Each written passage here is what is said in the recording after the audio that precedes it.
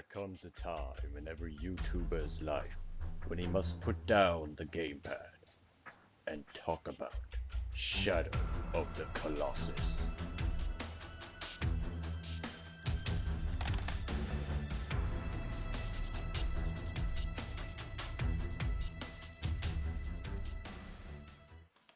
Top 10 Colossi.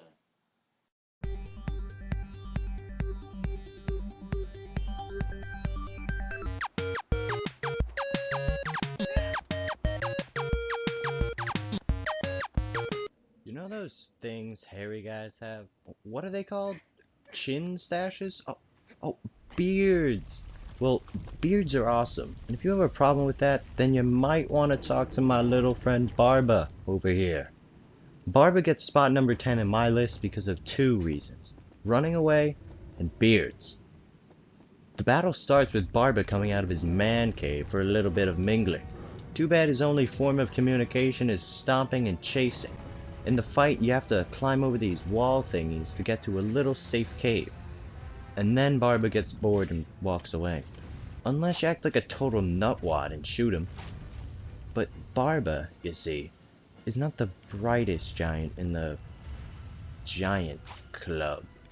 He looks down into the cave, allowing you to grab onto his beauteous beard and stab him to death. Beards, they're as much as a curse as they are a blessing.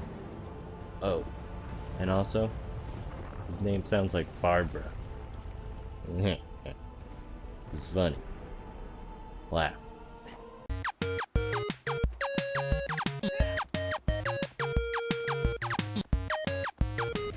Gaius von Pretty Eyes.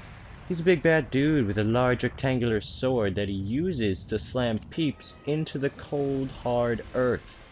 He's number 9 because he's the first really colossal Colossus.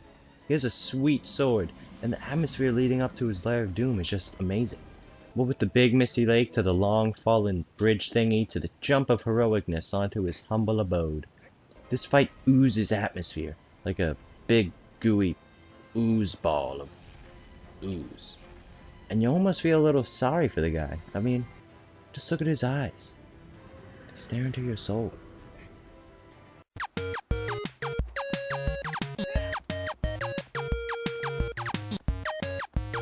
Bassaran. Think that's it. Yeah, Bassaran. Bassaran?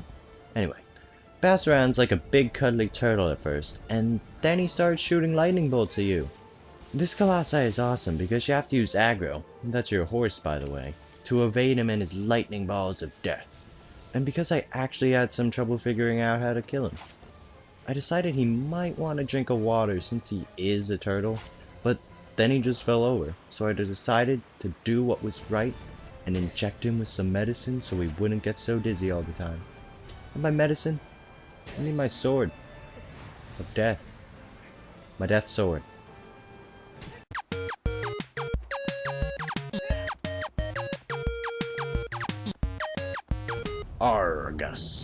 Argus. He's a guy. Now, Argus is a lot like a cooler version of the first Colossus, Malice, because he's bigger, stronger, and generally less of a dingus. Getting onto him is a puzzle that only the smartest people can accomplish, unless you look it up on the internet after 10 tries like I did, because, you know. The puzzle's rewarding, but what makes this awesome is jumping from the bridge onto his big ol' noggin. Whoa!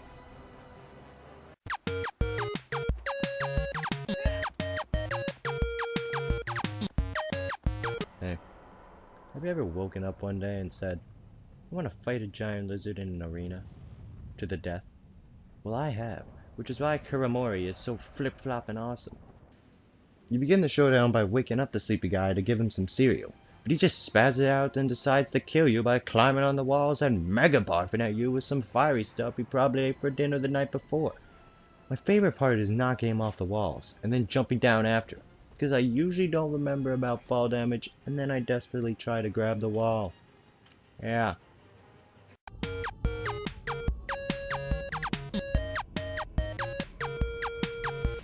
I've never been a huge fan of the beach. Well, more like sand. I hate how it sticks to your feet and legs, and gets in your sun lotion and precious belongings. And whenever you leave the beach, you somehow manage to bring about a bucket of sand back with you just because it sticks to you. I mean, what the clam? But number 5, Mr. Durge, made me look at sand in a whole new way.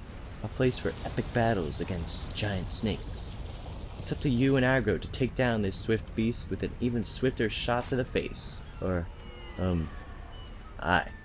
Because, you know, that's what you have to do to beat him.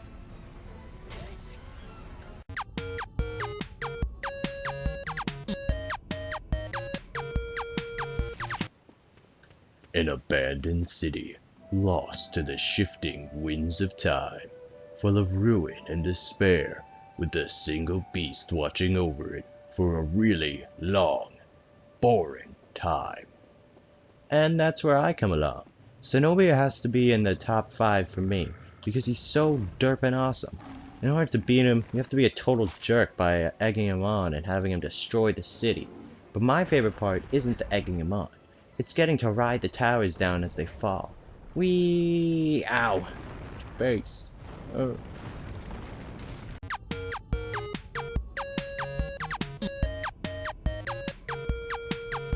Let's come to this. Numero 3. Avion. Now, Avion isn't the Colossus I had the most fun with, but he is one of the most epic battles, and he looks pretty freaking cool. I mean, he's like an eagle or a falcon or something. But giant! This fight has perfect atmosphere. You walk through some ominous ruins, and then you see him. And if you were like me, you'd probably be flipping out like crazy from the sheer awesomeness.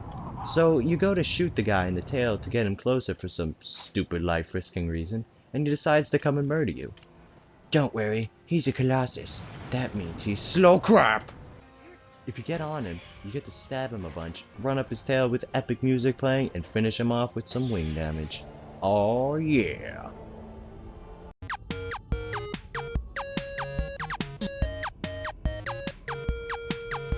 Remember how I said Durge made me think of sand as a place for epic battles with giant snakes?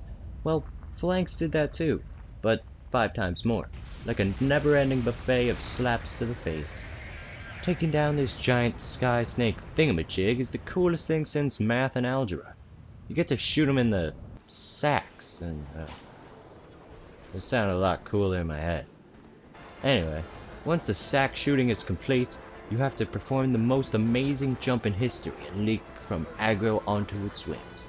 Then you get to end its voyage through the sky in a completely unsafe and rude way. Yeah. You know, all this counting has really made me start to think about my actions. I mean, I brutally murdered 15 Colossi for my own selfish reasons. Are these Colossi the real monsters? Or am I?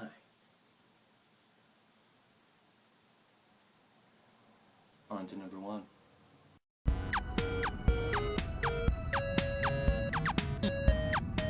Yep, it's Malice, the final Colossus in the game.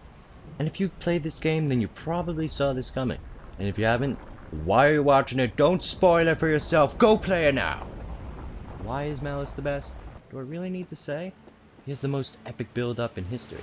From the large field leading to his door, to the opening of the door, to the climbing of the steps, to the crossing of the crumbly bridge, to the falling of aggro. The coolest horse ever.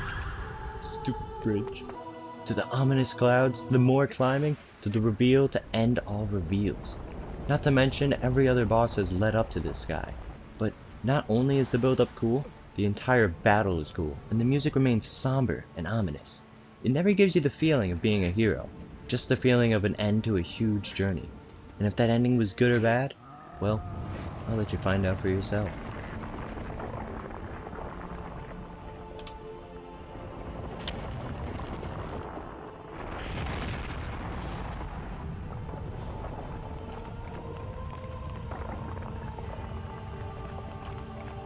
Well, people of the internet, thanks for watching, and let me know how I did on my first ever countdown. And make sure you click the subscribe button for more in the future, as well as all the great content we already have on SuperJCbros. Thanks again, and I will see you later. Buy this game.